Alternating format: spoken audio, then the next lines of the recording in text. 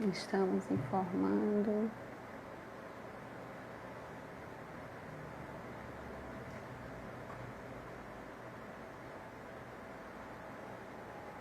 Oi, Suerda Rego. Oi, Leninha.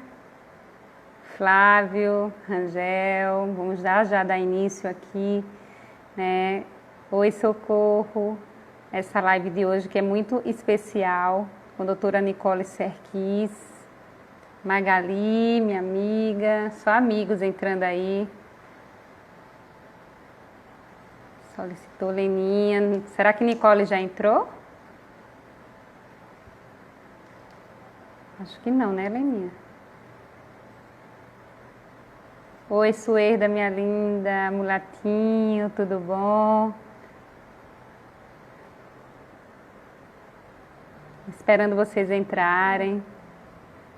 Falta a doutora Nicole Serquis também entrar. Oi, Léo, lá de Recife. Seja bem-vindo.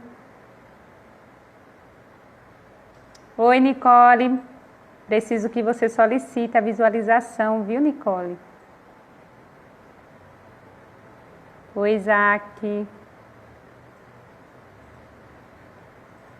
Sejam todos bem-vindos. Essa live vai ser super especial. Eridan, Isa,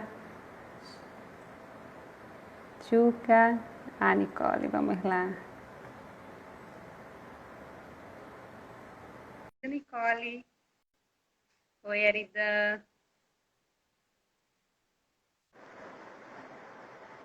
Oi, Nicole, tão linda!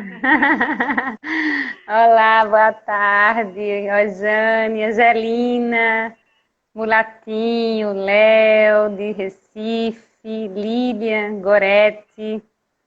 Vai olhando aí, deve ter suas pacientes entrando, seus amigos também.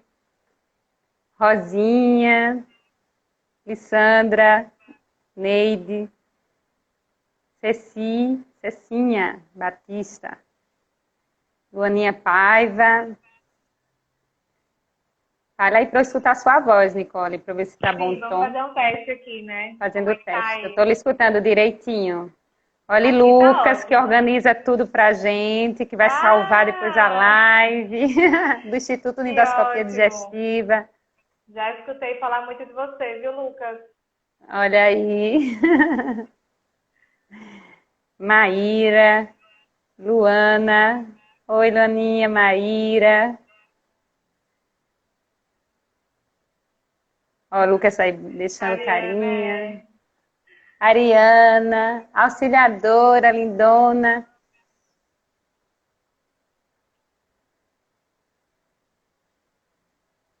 Vamos já iniciar, né? As pessoas estão Renata. entrando. Acho que já tá quase na hora, né? A gente entrou 10 minutinhos, eu acho, antes. 5 minutos, eu acho que falta, né? Né? 5. Ó, Minha Lúcia mãe, Serquis aí, olha, sua fã número 1. a Essa tem que família, ser, né? família tem que participar, né? Uma É. médica especial igual a você, ó, só tem mulher bonita. Aninha Mereciano, linda. Oh, Mariana, Mari, James. Jaime, ó. James ou James, né? Jaime, Jaime. Jaime.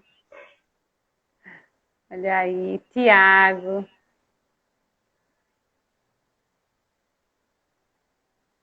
Aninha, lindona. Fernanda. A gente quer falar com todo mundo, né? As Vai pessoas vão falando enquanto entrando. tá entrando todo mundo. Pri. Ó, Pri, lindona. Beijos. Marli, Gabriel. Cíntia Leão. Vanderlei.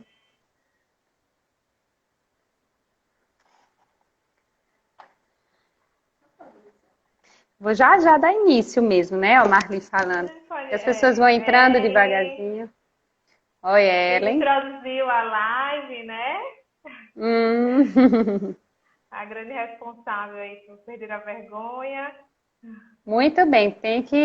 Uma profissional como você não pode ter nenhuma blindagem ou então nenhum tipo de barreira para estar aqui somando a vida das pessoas hoje, principalmente nesse tempo de pandemia, de isolamento social, de confinamento, que A gente precisa tanto estar próximos uns dos outros, né?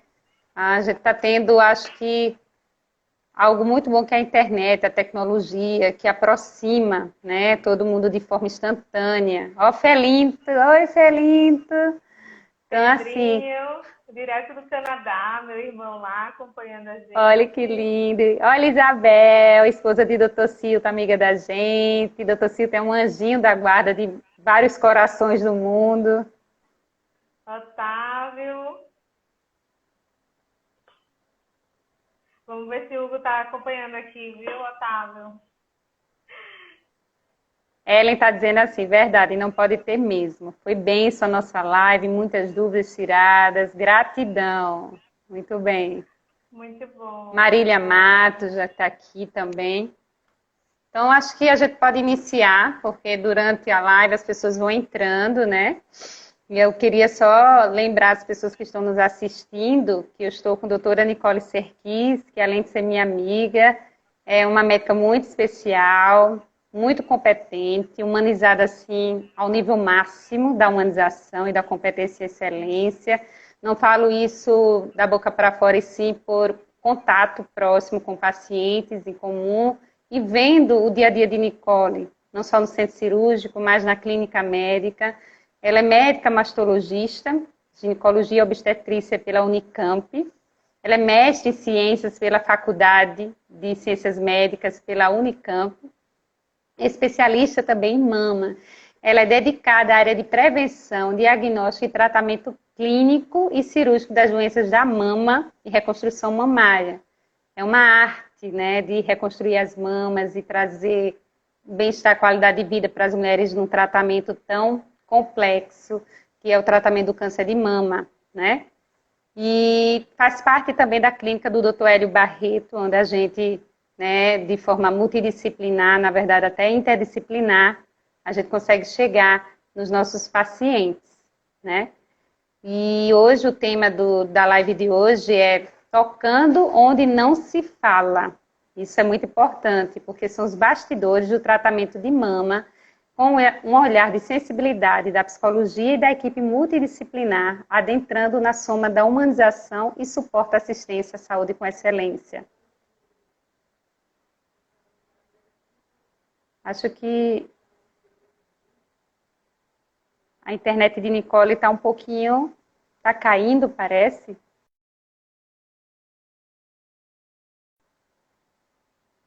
Nicole precisou sair, ela vai entrar de novo, tá, pessoal? Eu estava fazendo a apresentação de doutora Nicole para vocês, ela está entrando já.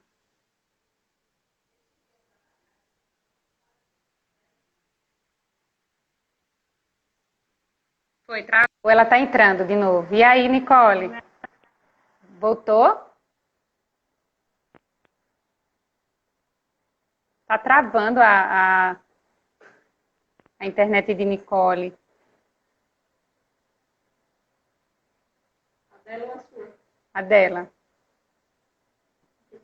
É.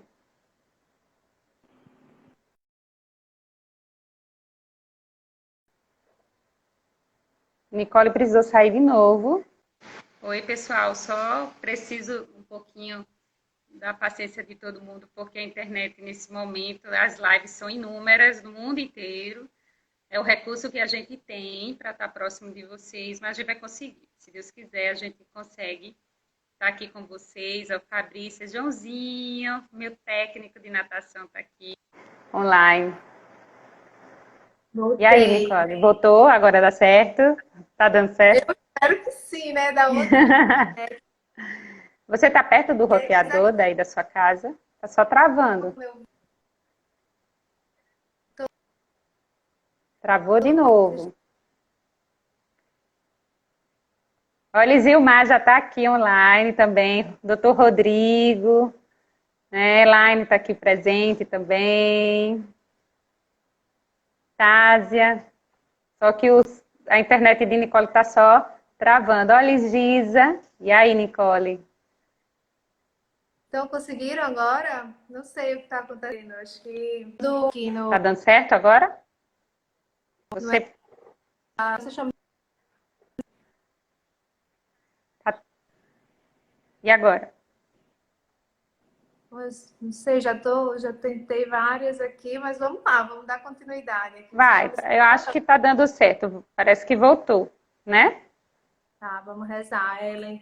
Eu fiz vários testes a outra vez que minha internet travou um monte, eu saí, voltei, mas a gente conseguiu terminar. Tá Vamos dando ver se isso certo. aqui dá certo. Leninha tá me dizendo aqui que tá dando certo, né? Ainda bem que hoje a gente tem uma torcida bem grande para dar muito certo, até porque uma live com você sempre soma a nossa vida, a vida dos pacientes, da população, né? A gente sabe que a gente vai falar aqui do que tem por trás, né, do tratamento do câncer de mama.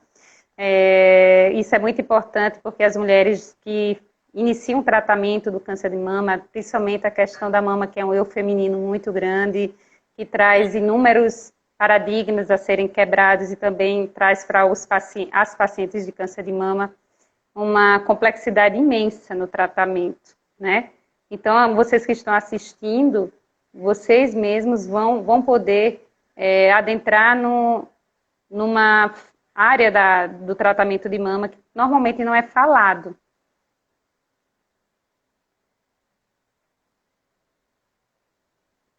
A internet de Nicole está caindo de novo.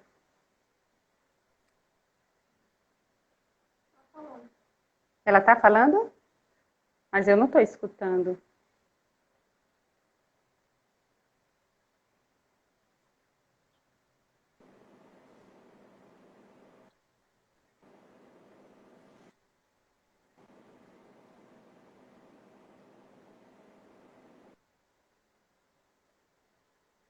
Não estou escutando nadinha.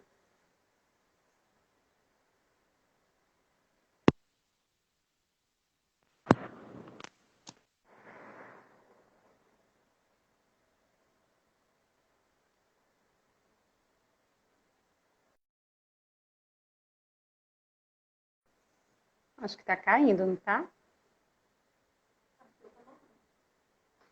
Oi, pessoal. Nicole muda o local, isso mesmo. Ele está pedindo para a Nicole mudar o local para ver se melhora a internet dela. Não estão me escutando? Deixa eu ver.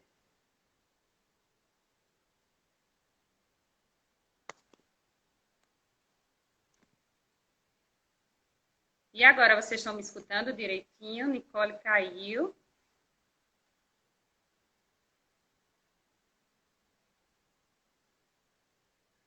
Já chamei, Nicole, de volta, já chamei.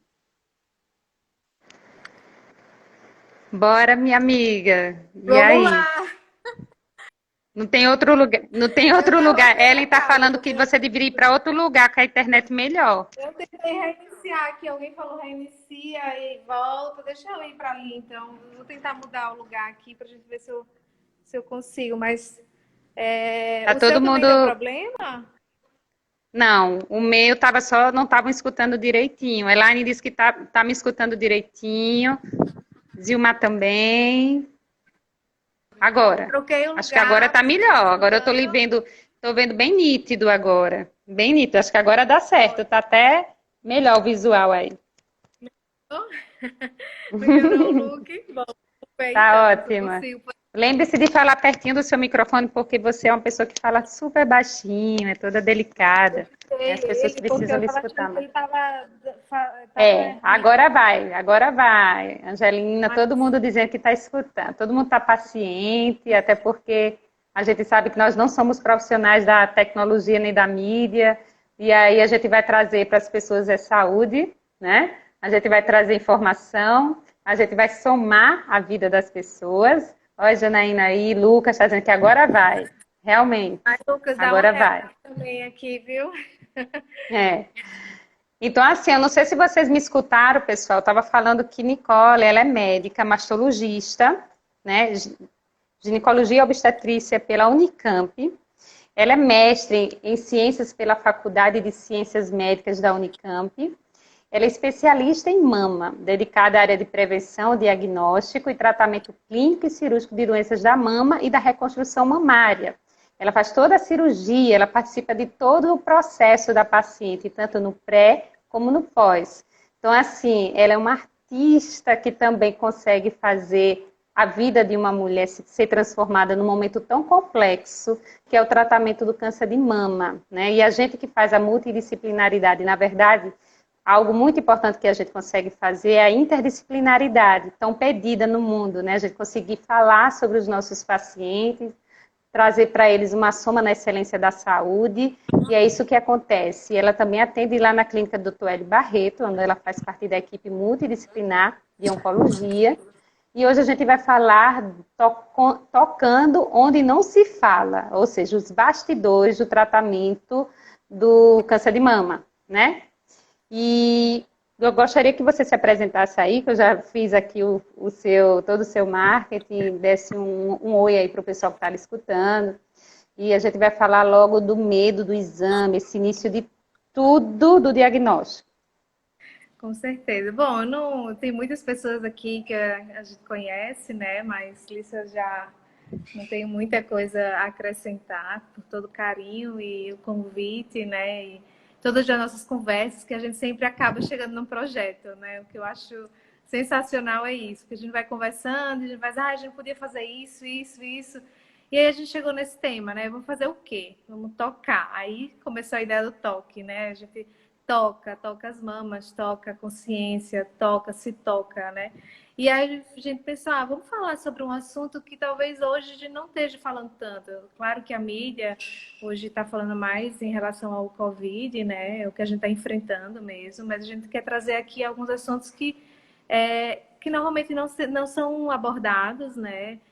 Que não são falados, normalmente são vivenciados por pacientes com diagnóstico ou durante o tratamento da doença. Então, a gente acha isso extremamente importante. Muitos pacientes acabaram também compartilhando as histórias, né? Porque eu acho que o compartilhamento, a experiência faz com que a gente conheça, que a gente aprenda, né? Porque nós, profissionais, aprendemos com cada paciente que passa. Então, cada doença é de uma forma, cada paciente é de uma forma. Então, é muito rico, né? O que a gente acaba enfrentando junto. E a multidisciplinaridade é isso, né? A gente poder compartilhar. Porque na oncologia, em especial, ela é uma especialidade muito complexa, que a gente precisa de múltiplos profissionais, seja múltiplos médicos, muitas especialidades, né? Dentro da oncologia, nós temos o oncologista clínico, o cirurgião oncológico, o mastologista, a fisioterapia, a nutricionista, que faz com que a gente prepare esse paciente para o tratamento. Então, infelizmente ou felizmente, né, o tratamento não é só uma coisa. Ele aborda vários momentos e várias fases disso daí, e por isso que a gente precisa ter esses profissionais ao nosso redor. Então, a gente acabou dividindo, né, pensando em algumas partes, né, em começar com a linha do tempo mesmo, né, Lícia? Isso. Então, assim, o medo do exame, que ele está envolvido em alguns dados que devem ser levados em consideração, né? O nódulo, ele é maligno, ele é benigno, qual o tipo do câncer de cada paciente, o câncer é associado à morte. O que é que você fala sobre isso? Isso é um medo de muitas pacientes, né? Pacientes que enfrentam a doença, como pacientes que não estão enfrentando a doença, né? Então, o que a gente enxerga muito é os pacientes receberem o laudo médico. Então, muitas pacientes fazem, meu Deus, eu preciso mostrar esse laudo. Cada um encara de uma forma. Tem gente que recebe o exame, já abre ele e já vai procurar no Google, né? Isso daí é um perigo, eu já aviso, porque o Google, a pessoa, né, o ser humano acaba compartilhando muito, às vezes, uma experiência ruim. E a gente tem tanta informação hoje que às vezes são informações que não são corretas, são informações que não são confiáveis. Então, receber um exame e já abrir, procurar e tentar tirar suas conclusões, ele é um pouco perigoso, né? A primeira coisa. Tem gente que já é o oposto, que recebe um exame, fica com aquele envelope guardado e demora um tempo para mostrar, porque está com medo de abrir esse exame. E muitas vezes, isso daí não é mesmo um achado maligno. Então, às vezes, a gente acaba sofrendo por antecedência, sem nem ao menos saber. Então, a gente precisa desmistificar, né? Esse é um trabalho que a gente vem fazendo, acho que vai mais de um ano, né? Que é desmistificar esse medo, dar informação, para a gente saber o que são realmente achados que são suspeitos, o que são aqueles achados que são benignos, porque quando a gente tem uma mama, a gente tem aqueles achados que são da mulher jovem, que são achados benignos. Não é todo nódulo que ele é maligno, por exemplo, né? Isso é uma grande dúvida das pacientes. E uma das grandes dúvidas é também se esse nódulo poderia virar câncer. Então, normalmente o nódulo que nasce benigno, ele morre benigno. Eu sempre falo isso daí. Mas o nódulo que ele nasce maligno, ele vai se manter maligno. E a gente precisa tratar ele. A gente tem até uma pergunta aqui já de doutora Elaine, que também a gente trabalha com ela, nutricionista da equipe do Dr. Carlos Alexandre. Essa pergunta vai ser até respondida, Elaine, que é sobre a sexualidade pós-mastectomia. A gente vai responder um pouquinho mais na frente, que é uma das questões do tratamento dos bastidores das pacientes, o tocar numa situação que é tão milindre para paciente que já está num tratamento tão complexo, né? E a gente vinha falando em conversa, né, antes de fazer a live, que a gente falaria sobre a sexualidade pós-mastectomia. Mas eu gostaria que você falasse como investigar esse nódulo, já que a gente falou em tocar, em realmente investigar o nódulo. Como é que as pacientes, as pessoas que estão aqui hoje, ao vivo, me escutando, como é que isso pode ser feito? Bom, a primeira coisa é a gente conhecer o nódulo, né? Então, a gente conhecer qual é a morfologia, qual é a forma, qual é a cara dele. Eu sempre digo, qual é a cara dele? É um nódulo que ele tem um achado provavelmente benigno, é um nódulo que ele tem um achado provavelmente suspeito, né? Então, que existe uma alta suspeição. E tudo isso começa a partir do exame clínico, quando a gente palpa a mama e sente alguma alteração. E pelo exame de imagem, né? Seja ele a mamografia, ultrassom, a ressonância, depende, é muito individual de cada um quando a gente vai unificar esses métodos. Mas existem algumas formas que quando a gente tem um nódulo a aparência dele é uma aparência provavelmente suspeita, que ele tem um crescimento irregular, que ele tem uma forma que não é uma forma que a gente esperaria encontrar, né? Isso com todos os estudos que a gente já tem. Então, existem alguns métodos para investigar, que são as biópsias. Muitas pessoas acabam dizendo assim, a biópsia seria o quê? A punção. Então, é um nome genérico, a punção, principalmente aqui, né, para os pacientes. Então, a punção, ela é o quê? Ela é uma agulha fininha, em que a gente vai retirar um pouquinho das células daquele nódulo, para poder fazer uma avaliação citológica, uma avaliação da célula. Um pouco parecido com o Papa Nicolau, aquilo que a gente colhe do preventivo. Então, ele bota numa lâmina e ele avalia aquelas células. Então, ele é um exame um pouco mais superficial, que ele acaba sendo reservado para os casos de cisto, que são aqueles nódulos de líquido, e que a gente pretende, por exemplo, esvaziar ele. Existe aquela outra biópsia em que a gente tira um pedacinho, um fragmento daquele nódulo, que a gente chama de core biopsy ou biópsia de fragmento. Então, esse nódulo, a gente vai investigar ele fazendo o quê? Uma análise daquele nódulo, para a gente saber se é um nódulo, que tipo é, se ele é um nódulo realmente benigno, ou que ele vai dar o nome para o nódulo, né? O nome para aquela cara. Então, eu digo, é uma cara de mocinho ou é uma cara de vilão? Sendo uma carinha de vilão, a gente precisa investigar. E qual é o nome dele? Então, é mais ou menos isso a analogia que a gente poderia fazer a biópsia. Existem as biópsias cirúrgicas, quando a gente não consegue fazer essa avaliação por ultrassom ou por uma agulha mais grossinha, que normalmente a gente guia pelo ultrassom. E de uma forma mais geral, existem aqueles que também são guiados por mamografia. É um pouquinho complexo, realmente, isso daí. Normalmente são métodos que a gente faz de forma ambulatorial, que a gente chama. Então, não precisa de internação, não precisa, faz uma anestesia local, e nessa anestesia já é feita a coleta. Então, o paciente vai em qualquer clínica, né, especializada no método.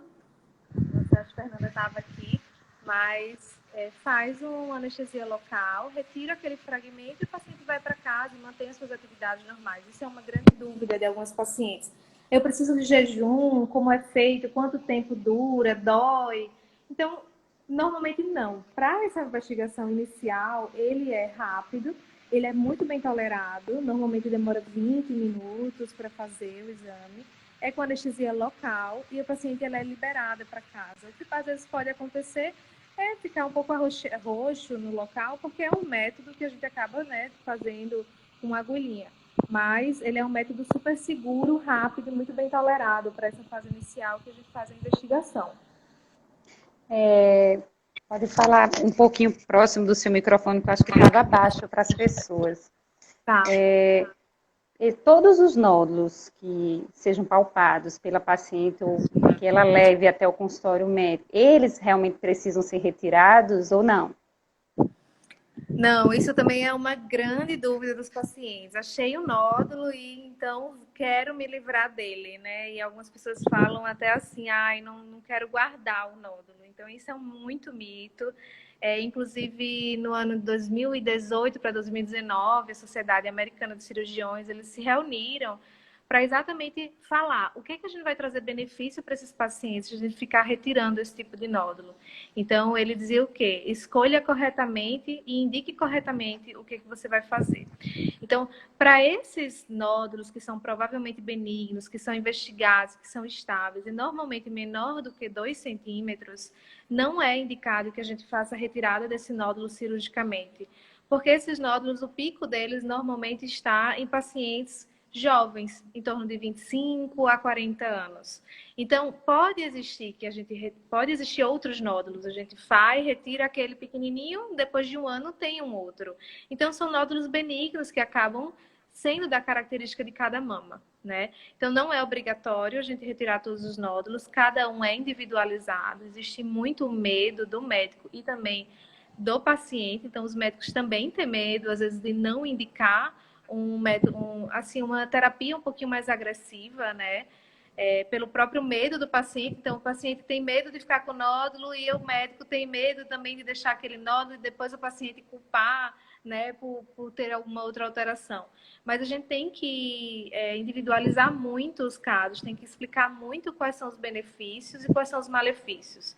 Porque tem pacientes, inclusive, que vêm com 10 cirurgias da mama por nódulos benignos. Então, assim, a gente está fazendo cicatriz naquela mama, a gente está podendo deformar aquela mama por uma alteração que não é realmente necessária. Então, é um mito. A gente precisa realmente escolher corretamente, sabiamente, o que a gente vai indicar. Tem que passar confiança no paciente também, né? Doutora Priscila está perguntando assim, é verdade que as pessoas compartilham no Google mais as experiências negativas do que as positivas? Pergunta. Eu não sei se ela perguntou ou se ela concordou aqui, né? Mas essa é a minha impressão, tá? Muitos pacientes acabam chegando e fazem, doutora, eu vi no Google e num resultado por exemplo, o resultado benigno, no fibroadenoma, né? E quando ela recebe o laudo do exame, ele vem a descrição de várias alterações patológicas, né? Não vem só dizendo é benigno, é maligno, ele vem descrevendo o que o patologista achou naquela peça, naquela área. Então, quando a gente vê esse exame, a gente faz uma análise do que ele é, do que ele tinha, né? O que foi encontrado naquele tecido. Então, o fibroadenoma, tem muitos pacientes que acabam vindo para mim, doutora, eu fui pesquisar no Google e tinha dito que era maligno o fibroadenoma. E não é. O fibroadenoma é um achado benigno da mama, muito comum, ou nódulo mais comum entre as mulheres jovens.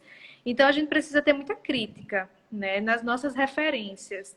Hoje a gente sabe que tem muita informação e a gente não dá para acreditar. Realmente a gente tem que ter crítica e tem que ter uma seleção nesse tipo de informação para que a gente não cause um sofrimento a mais, né? No caso, quando você falou dos nódulos, né, benignos, malignos, na questão dos achados, de buscar o mastologista, que é o especialista na área, que no caso você, pessoas que já têm uma certa herança, né, genética na família, tipo 5 mulheres daquela mesma família tiveram câncer de mama e agora mais uma mulher dessa família palpou, se tocou e achou um nódulo. O que é que se pode fazer numa família de tantos casos de nódulos de achados? E esse a gente está falando assim do alto risco, né? Isso é uma grande dúvida também. Muitas pacientes acabam dizendo, eu sou de alto risco porque a minha tia teve câncer de mama. E ela tem medo daquilo por ela se considerar de alto risco.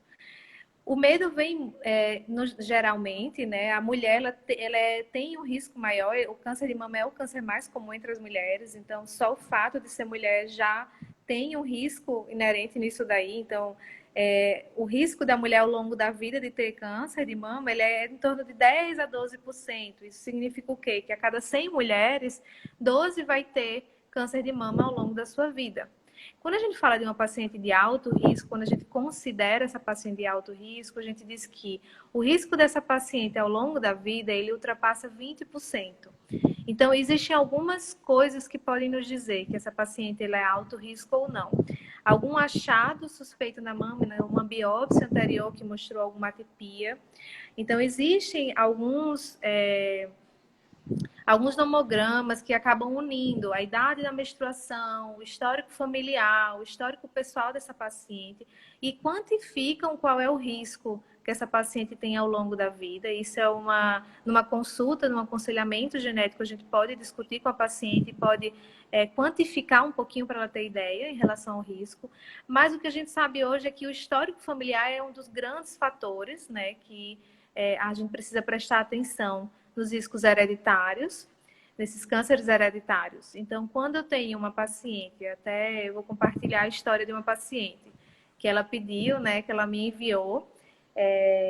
Ela teve o câncer de mama aos 28 anos, era um câncer de mama nas duas mamas. A irmã dela, logo após, teve um outro câncer também, uma jovem. A tia dela tinha um histórico de câncer e a avó dela também tinha um histórico de câncer. Então, ela fez, todas fizeram o tratamento e quando ela veio à consulta, ela acompanhava com a gente, foi que a gente foi investigar, mas espera aí, tem alguma coisa errada. Você, primeiro, câncer de mama muito jovem, 28 anos. Normalmente, mulheres que têm câncer de mama com menos de 40 anos são consideradas uma paciente que tem um risco maior desse câncer ter a causa hereditária.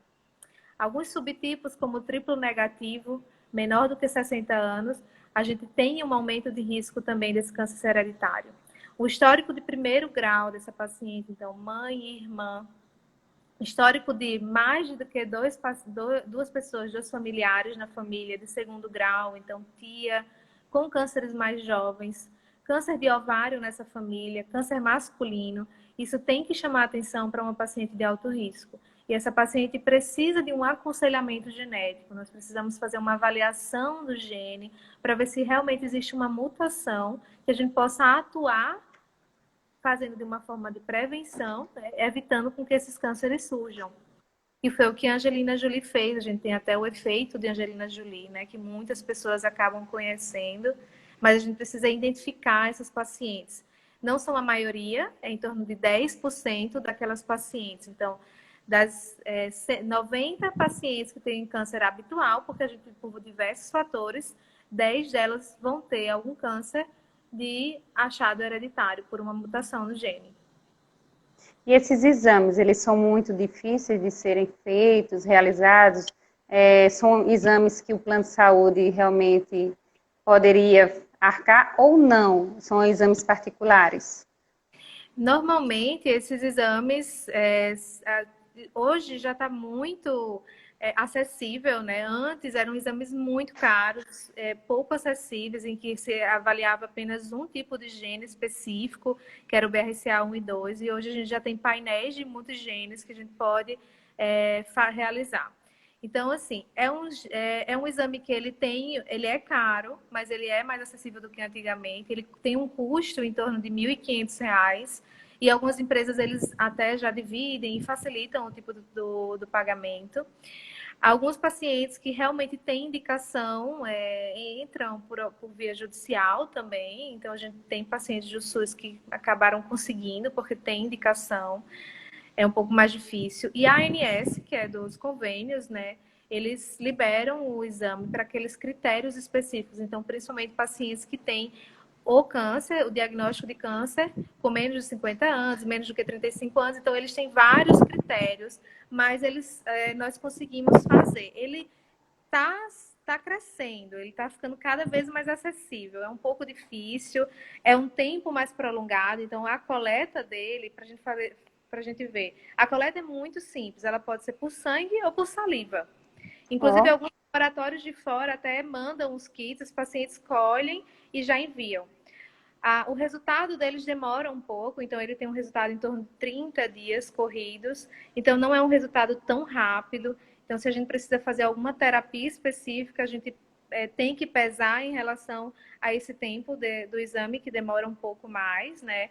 Mas é um exame que vem cada vez sendo mais acessível e cada vez a gente consegue dar mais benefício para o paciente, para esse tipo de paciente que tem essa mutação genética. Zilmar, lá do UOL, né, nossa amiga, ela está falando assim: sinto que falta orientação dos profissionais médicos para recomendar a procura de um psicólogo e de um nutricionista. O que é que você fala sobre isso? Bom, eu sou completamente Diferente sobre isso. assim, para mim, a oncologia é equipe multidisciplinar. Primeiro, porque se você não prepara bem esse paciente para um tratamento, se ele não está muito bem preparado para receber esse tratamento, não adianta ciência, né? Então, muda muito um paciente bem preparado, bem informado, equilibrado nessa fase. A gente sabe que existem muitos estigmas, né? O diagnóstico é um diagnóstico muito difícil. Tem muitos pacientes jovens, ou pacientes que trabalham, pacientes que não esperavam, que têm uma família, né, que precisa cuidar. Então, é muita coisa envolvida. Normalmente são tratamentos um pouco mais prolongados. Então, são tratamentos que envolvem desde a cirurgia, quimioterapia, algumas vezes, radioterapia. Então, são tratamentos mais prolongados, que a gente precisa preparar esse paciente. É um achado, ninguém deseja, ninguém espera, né? Então, ele vem como um achado inesperado. Ele já começa com esse... E Magali fez uma pergunta também, que uma prótese de silicone pode prejudicar o diagnóstico por imagem, já que a gente estava falando de investigação, em busca desses achados. Bom, é um mito. Normalmente a prótese ela é colocada por trás da glândula mamária. Então, ela acaba empurrando a glândula mamária. Então, muitas vezes, alguns estudos até mostram que esses nódulos são mais palpáveis em paciente com prótese, porque eles acabam empurrando. Então, não existe nenhuma diferença em você ter prótese ou não, não existe nenhuma contraindicação de você fazer a inserção dessa prótese, por exemplo, por causa do acompanhamento. Existem algumas técnicas que a gente acaba fazendo para paciente com prótese quando a gente vai fazer a mamografia, então a gente puxa um pouquinho mais a mama, mas já é muito seguro e não existe nenhuma diferença em detecção de nódulos ou câncer em pacientes com prótese ou pacientes sem próteses. E é importante lembrar, já que a gente está vivendo a pandemia do medo, não só a questão da pandemia do coronavírus, e a gente está falando de medo também, de segurança, de toque. E aí, doutora Priscila, que está aqui ao vivo com a gente, que é outra fofinha, ela perguntou, nos casos de mulheres mais jovens com câncer, como é que fica a fertilidade? Fertilidade é uma coisa extremamente importante. A gente vai até abordar um pouquinho sobre a fertilidade no pós-tratamento, né? Então, é muito importante a gente ter um olhar para paciente jovem, né? Porque a gente tem mais pacientes jovens. O Brasil, a gente mostra uma taxa um pouquinho maior, por isso que a nossa recomendação é mamografia a partir de 40 anos. E esses pacientes jovens vão ter vida após o tratamento. A gente tem uma taxa de cura elevada para esses pacientes e a gente precisa fazer uma preparação, porque em caso de pacientes jovens que não tenham filhos, nós precisamos fazer uma abordagem, uma orientação naquele momento que ela pode fazer, primeiro, avaliação, né, e congelamento dos óvulos, às vezes até o congelamento dos embriões, mas encaminhar para um especialista em reprodução, em fertilidade, para a gente preparar essa paciente, porque uma vez que ela faz o tratamento oncológico, muitas vezes a quimioterapia reduz muito a taxa de sucesso de uma gestação após. E a gente não pode perder essa oportunidade, a gente não pode deixar de informar a paciente sobre essa possibilidade. Então, muitas vezes antes de a gente começar uma quimioterapia, a gente precisa encaminhar, é seguro a gente fazer, então é seguro realizar a coleta, a indução dos óvulos, deixar eles guardadinhos, realizar o tratamento oncológico e após a gente fazer as orientações e fazer então a recomendação em conjunto com um médico especialista em reprodução, né? Então isso é muito importante, poucas vezes são abordados com os pacientes, mas todos os pacientes jovens precisam saber dessa possibilidade. Existem algumas medicações que durante a quimioterapia, são injeções, a gente acaba bloqueando, dando uma pausa no ovário para tentar também preservar eles, então também existe essa outra possibilidade, mas tudo isso em conjunto com um ginecologista que é especializado em reprodução. É extremamente importante a gente fazer esse tipo de orientação logo no início, né? Logo no início do diagnóstico. Tem uma seguidora aqui, Cíntia Milena, que ela está perguntando assim: doutora Nicole, quando na família não existia caso, o que de fato faz o câncer se desenvolver? Desculpa, quando não tem histórico Quando familiar, não existia o caso na família, o que de fato fez esse câncer se desenvolver? eu não vou saber explicar. A gente fala São que é muitos fatores, né, na verdade. Fatorial, assim, a gente sabe que existem alguns fatores de risco, né, como a obesidade, o sedentarismo, a irradiação do tórax por um tratamento de linfoma, algumas famílias de descendência judaica, né, Askenazi. Então, esse tipo de população tem um risco, mas a gente não consegue culpar uma coisa só. A gente não consegue. Até pacientes que têm a mutação genética, não é 100% de certeza que ela vai ter o câncer, né? Ela precisa de um gatilho, ela precisa de uma modificação. Então, não necessariamente você que tem a mutação naquele gene específico, existem genes, diversos tipos de genes, diversos tipos de mutações. A gente tem um aumento de risco, mas esse aumento ele não significa que é 100%. Então, eu posso ter uma mutação, mas não necessariamente eu vou desenvolver a doença. Então, existem múltiplos fatores alinhados a isso daí. Quando a gente desistir, o que é que está causando?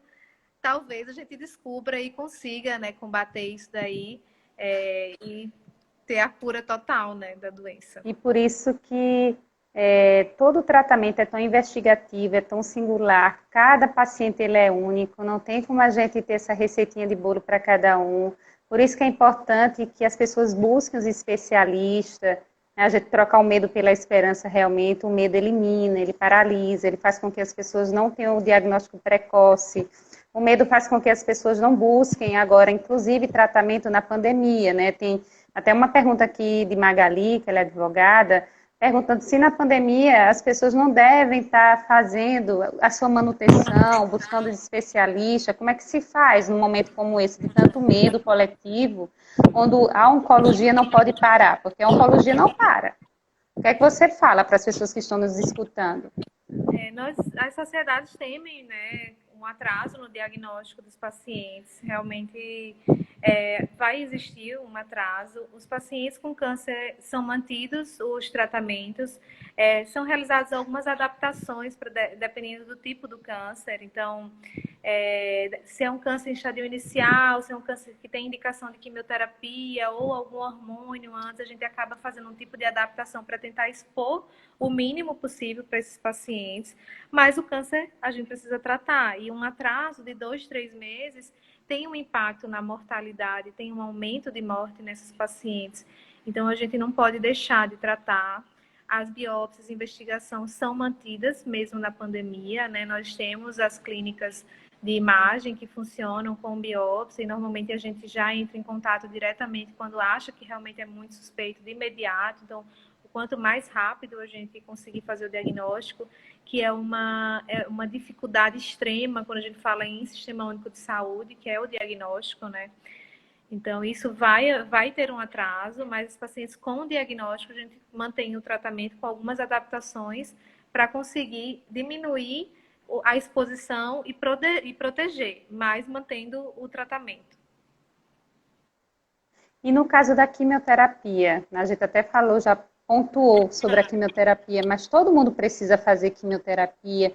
Vamos desmistificar um pouquinho, porque quando fala em quimioterapia, associação a algo muito negativo, é muito impactante para as pessoas quando elas buscam o tratamento, principalmente pela questão da queda do cabelo, os efeitos colaterais, que tipo de quimioterapia seria, para todo mundo é de uma forma igual ou não. Eu, como ex-paciente de câncer, não de mama, mas eu tive 2 sarcomas, né? Para as pessoas que estão nos escutando, é a maior gravidade do tipo de tumores, e estou viva há 15 anos aqui contando a história.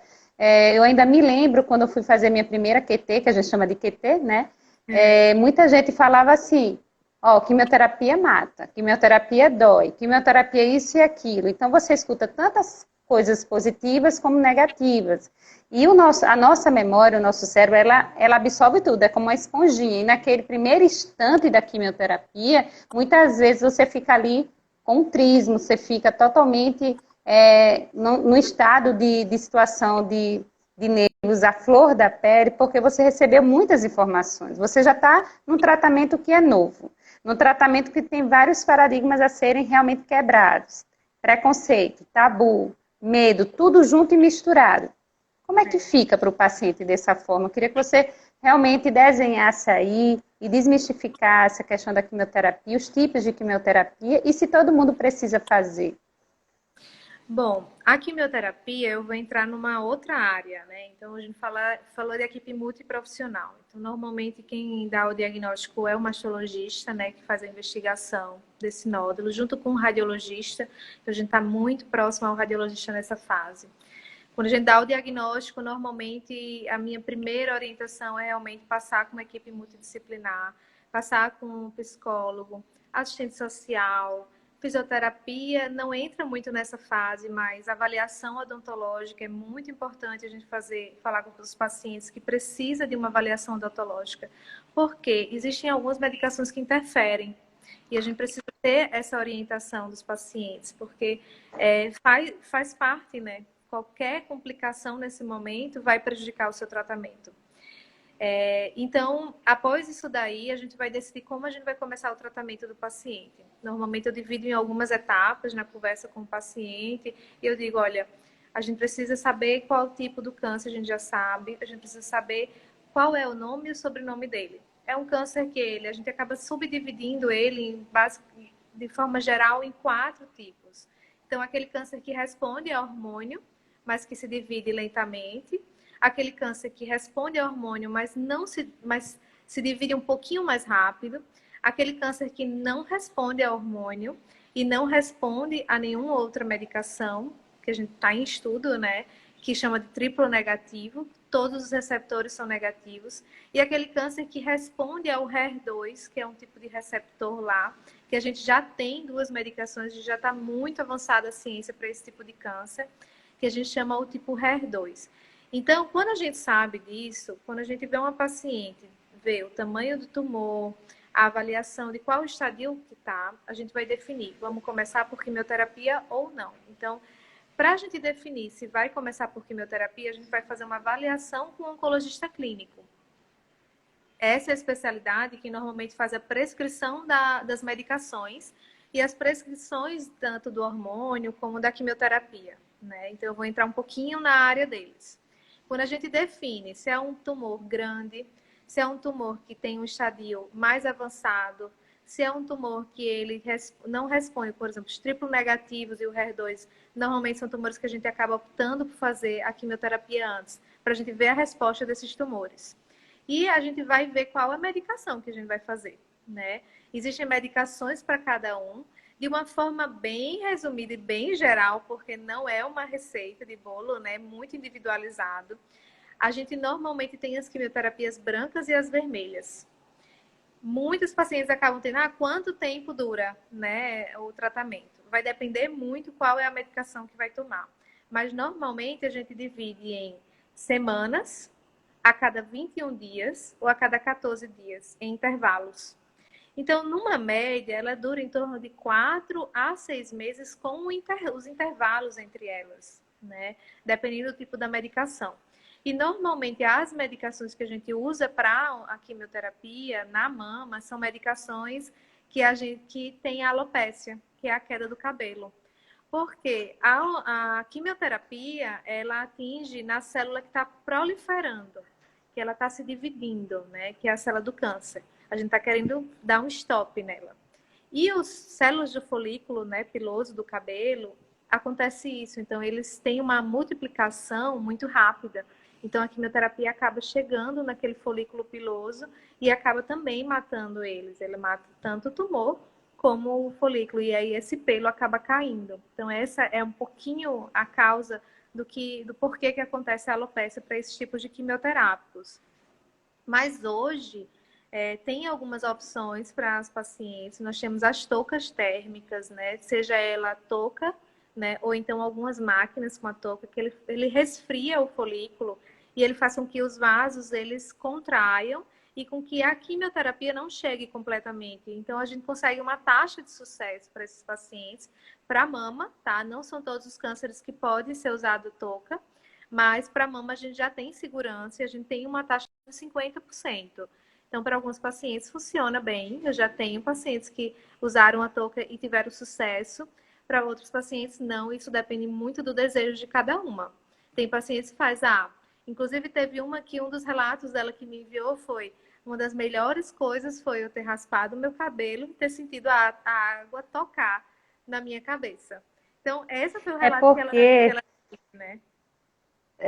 Nicole, é porque a questão também da queda do cabelo se associa muito com uma questão muito negativa, que se eu tivesse adoecendo naquele momento. E, na verdade, as pessoas têm que lembrar que quando existe a queda do cabelo, como essa quimioterapia ela é sistêmica, ela não vai compreender que célula ela pode realmente, né, naquele momento, ela retirar ou não, e por isso que o cabelo da gente cai na quimioterapia, mas pela minha, vamos dizer assim, pela minha experiência como paciente de câncer, eu posso dizer assim, que quando realmente meus cabelos caíram totalmente, que eu pude raspar, tirar o restinho do cabelo, e entender que aquilo em algum momento iria realmente voltar a nascer, porque quando para a quimioterapia, para tudo, tudo volta a nascer normalmente, eu percebi que ali, naquele instante, eu realmente estava aceitando o tratamento. A questão da aceitação, a questão de você entender que o seu eu feminino vai ser totalmente despersonalizado, que não é fácil para nenhum ser humano, né? A gente não vai dizer, vai ser fácil para você porque você tem que enfrentar, porque é dessa forma. Cada pessoa tem seu limite, cada pessoa tem um tempo, inclusive o start de compreender o tratamento. Mas é um tratamento que a quimioterapia em si, ela já traz efeitos colaterais ou não, né? Por isso que procurar no Google, grupos de WhatsApp, etc., a gente tem que ter muito cuidado, porque cada pessoa tem uma forma de realmente de reagir ao medicamento, né? Na minha família, como teve vários casos de câncer, né, minhas primas que fizeram o tratamento do câncer de mama, eu sempre dizia para elas, eu dizia, olha, cada dia é um dia no tratamento. Não fique pesquisando demais, porque também deixa a pesquisa para o seu médico, para o seu especialista. E outra coisa, muitas vezes o que eu vou sentindo com aquela droga, ou seja, com aquele fármaco, você não vai sentir, né? Então, eu tenho pacientes meus, né, minhas pacientes, tem umas que já fizeram 5, 6 sessões de quimioterapia e ainda não tiveram nenhum tipo de efeito colateral. E tiveram vários pacientes que com a primeira, segunda quimioterapia já teve vários tipos de efeitos colaterais. Então, a gente não pode mensurar o termômetro pelo tratamento do outro, né? Viva todo dia um dia. E uma pergunta que todas fizeram é sobre a sexualidade na quimioterapia, a sexualidade no tratamento de mama, né? Eu posso, sim, ter relações sexuais com meu parceiro ou com as pessoas com quem realmente eu tenho uma relação afetiva. O que é que você fala sobre isso, já que a gente adentrou na quimioterapia? A sexualidade era uma outra coisa que a gente comentou, né? Uma coisa que é muito pouco falado nessa fase. Da mesma forma como a gente faz a orientação das pacientes sobre a gravidez, sobre como a gente pode fazer com que essa paciente engravide, preservar os óvulos, a gente tem que também fazer uma orientação em relação ao método anticoncepcional dela. Então, isso faz parte do início do tratamento também. Então, é muito complexo todo início, né? A gente tem muitas coisas para orientar e esse turbilhão de coisas deixa realmente os pacientes muito confusos. Então, por isso que a gente vai dando em etapas. Mas a sexualidade, primeiro, a gente faz uma orientação em relação ao método para que ela deixe protegida para não engravidar naquele momento, né? Qual é o método que a gente vai dizer. E se a gente está falando de método, quer dizer que ela pode namorar. Então, ela pode namorar com seu parceiro na hora que ela esteja confortável para fazer isso. Cada mulher vai ter o seu momento certo para fazer. Mas se a gente faz uma orientação do método, quer dizer que, olha, você vai ficar segura, então fique tranquila para você não engravidar, mas você vai ter a sua sexualidade, você vai ter seus momentos em que você vai estar fazendo as suas atividades de casa. Tem paciente muitas vezes que diz, eu posso fazer uma comida? Você pode fazer uma comida durante, principalmente, o tratamento. Voltando o áudio. Tá baixo? Então, assim, você pode fazer o tratamento durante o tratamento, você pode fazer as suas atividades físicas com orientação. Você vai poder ter a sua relação conforme a sua aceitação. Então, também não adianta fazer uma coisa que cada paciente, a sexualidade é muito individual de cada uma. O importante é a gente saber que os pacientes conseguem, que podem ter esse momento durante o seu tratamento, e que devem, né? Normalmente eu estimulo, porque as pacientes devem ter esse momento. Melhorou o áudio? Agora tá melhorando, tava bem baixinho. É porque você é bem delicadinha falando, então aumenta o tom da voz, né? Bom, mas assim, a orientação do método, não esquecer, tá? Então, camisinha e normalmente DIU de cobre é a orientação. As pacientes com diagnóstico de câncer não podem usar hormônio. Isso faz parte da nossa orientação inicial, porque uma gestação nesse momento não vai ajudar a paciente, né? Então, não é o desejo que essa paciente engravide, e as pacientes podem engravidar, tá? Durante o tratamento oncológico, mesmo sem menstruar. Muitos pacientes que durante a quimioterapia, eles fazem o quê? O ovário, ele dá uma parada e a paciente para de menstruar e acha que não consegue engravidar. Então, consegue sim, tá? É importante que vocês tenham a sexualidade junto com o seu parceiro. Existem muitos parceiros que estão... hoje em dia, eu vejo muito mais parceiros que ficam ao lado das pacientes. A gente sabe que tem alguns que acabam, que não suportam aquele momento, mas muitos parceiros eu vejo que estão mesmo ao lado das pacientes. Graças a Deus, né, pelo menos com as minhas pacientes, eu tenho uma ótima experiência com parceiro e acompanhante, né? A gente está falando um pouco sobre sexualidade, a gente fala um pouquinho do acompanhante, a gente não pode esquecer os acompanhantes. Os acompanhantes muitas vezes são esquecidos na consulta médica e muitas vezes eles trazem uma carga emocional muito forte durante o tratamento e também ele precisa de atenção nossa, né? Até porque o adoecimento ele é coletivo, né? Acho que normalmente você não adoece sozinho, principalmente se você tem um parceiro, uma parceira, se você tem membros da família, pessoas próximas do paciente. Acho que isso faz muito parte dessa assistência multidisciplinar, porque a própria psicologia no tratamento oncológico, ela trabalha de uma forma investigativa, assistencial, ela passa por todos os membros envolvidos no processo do paciente, né? A gente não consegue ver o único paciente isolado, principalmente no tratamento oncológico, quando os medos ficam aflorados. Muitas vezes a própria sexualidade, o medo está aflorado do parceiro, ou da parceira, do paciente. Então, assim, a gente vai ter que trazer à tona no setting terapêutico justamente essas questões, até porque a mama é uma das questões mais do eu feminino da mulher, né? Se você tiver com uma toalha, nós mulheres, e a toalha cair, a mão vem logo em cima da mama, para mostrar o quanto a mama representa esse eu feminino. E no momento que achei um nódulo, vou passar por uma cirurgia, a cirurgia vai ser de mutilação ou não, vai mudar a minha mama, eu fico um pouco, muitas vezes, constrangida ou intimidada de estar despida diante do meu parceiro ou da minha parceira e assim por diante. Então, eu preciso ter realmente essa assistência da psicologia. E muitas vezes não só da psicologia.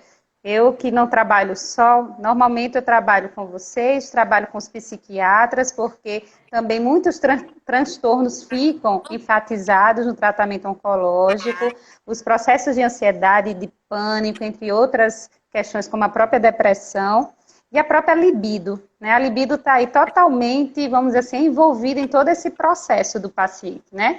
Então, se vai fazer um tratamento que vai receber quimioterapia, a questão do hormônio, a questão da cirurgia, a gente vai ter que ter um olhar maior. Então, a gente poderia até adentrar numa área que você tem mais do que especialidade, que é a questão da cirurgia. Me preparando para a cirurgia, o que é que eu devo saber? A gente vai precisar, inclusive, Nicole, finalizar para poder entrar de novo, para poder falar da parte da cirurgia, porque a gente só tem 10 segundos. A gente vai fechar. Nossa, tá. Todo mundo que está aqui presente vai entrar de novo e convide os seus amigos, que a gente vai entrar ainda na parte mais interessante aqui da live. Vou fechar.